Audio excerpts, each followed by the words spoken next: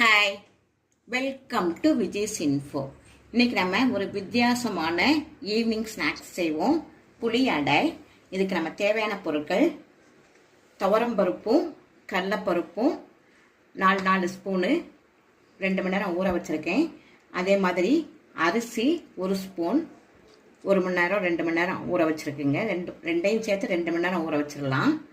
இப்போ நம்ம ஒரு சின்ன அளவு நெல்லிக்காய், சின்ன நெல்லிக்காய் அளவு ஒரு புளி, 4 பச்சை மிளகாய், ஒரு 5-6 சின்ன வெங்காயம், 1 ஸ்பூன் தேங்காய் நல்ல திருவுனது, 4 மிளகு, ஜீரகம், ஒரு 1/4 ஸ்பூன் ஜீரகம், 1/4 ஸ்பூன் பெருஞ்சீரகம், ஒரு துண்டு இஞ்சி, கொஞ்சம் காயப்பொடி, எள்ளு, ஒரு 1/4 ஸ்பூன் எள்ளு,